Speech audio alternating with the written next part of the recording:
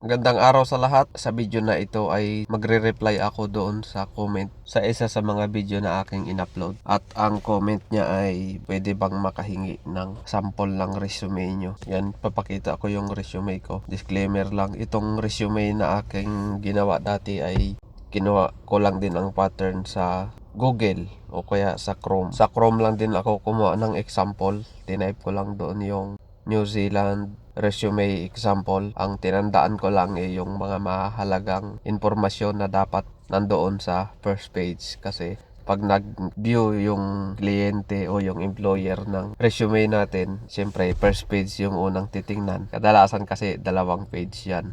Pero yung sa akin naman parang isa't kalahating page lang. So yung isang page lang yung ipapakita ko. Yung sa pangalawang page hindi na. Sasabihin ko na lang kung ano yun nakalagay doon. At ayan, dito sa first page ng ating resume, andyan sa ibabaw yung pangalan. Nilagyan ko na rin ng picture. Medyo malabo pa nga yung picture niyan. Nga pala itong resume na ito ay pinagawa ko lang din sa computer shop, tapos naka PDF.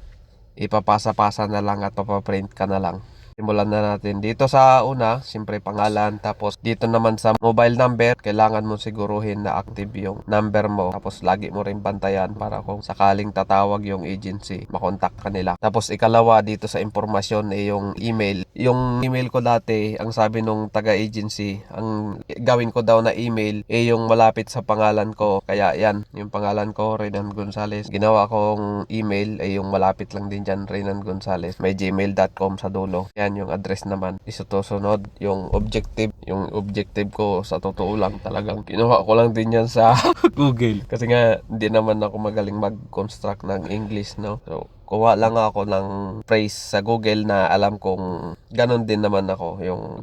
Yun din yung may apply ko rin sa sarili ko. Tapos dito sa personal data, yan na, date of birth, place of birth, saan ka pinanganak, yan, civil status, yan. So, tapos dito sa summary skills, ganun din. Kinuha ko lang din siya sa Google. Nagdagdag lang ako ng konti. Kasi nga, yun nga, ulitin ko. Hindi ako ganun masyado magaling mag-English. At pinatype ko lang din to sa computer shop. Pag ako pinatype sa computer shop, sinulat ko muna siya sa scratch paper. Tapos yun, pumunta ako sa computer shop, pinatype namin ni Mrs. Hindi ko na maalala kung paano yon nangyari. Basta pag alis namin ng computer shop, nasa cellphone ko na yung resume ko.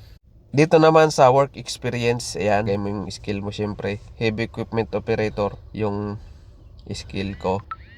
To be specific ay excavator. Kulang lang ito dapat nilagay ko excavator. Pagka international yung apply, hindi backhoe yung tawag nila dito. Digger o kaya excavator operator yung term na ginagamit nila. So yan, basta kung ganun, lagay mo yung skill mo. Ang nilagay ko lang dito sa work experience ko, isa lang, kasi yan lang naman yung may certificate of employment ako. Kasi nga doon sa certificate of employment, bine-verify talaga nila yan, lalo pagka dito, New Zealand, medyo mahigpit sila sa work experience verification. Kailangan tunay yung work experience mo. Hindi pwede yung gawang kiyapo. Tapos dito naman sa job description, ganun din. Nag-search lang din ako sa Google kung ano yung aakma sa akin na ginagawa ko dati. Yan, practice occupational safety. Safety number 1, safety. Tapos yung ano-ano pa, nilagay ko dyan. Basta galing sa Google yan na tingin kong ginagawa ko dati. Employer na pinasukan ko. Yan. Tapos sa likod naman nito, hindi ko na lang ipapakita yung sa pangalawang page. Ang nakalagay lang naman doon yung character references, yung educational background doon ko sa likod nilagay.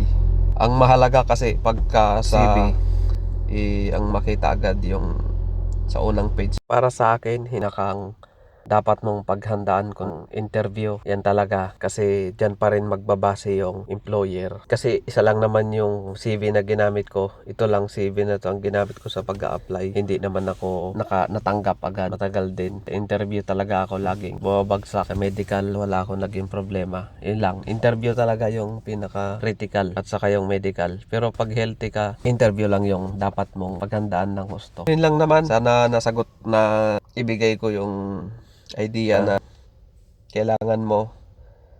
Salamat sa pag-comment at panonood. Bye-bye.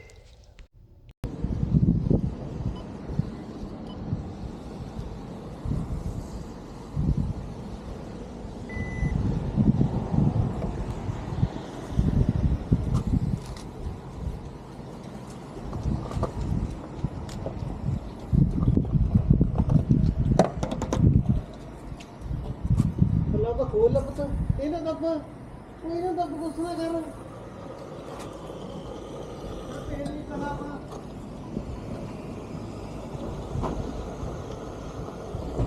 Ini kenapa? Tinggal kusna bakso. Ganito mag gasolina dito.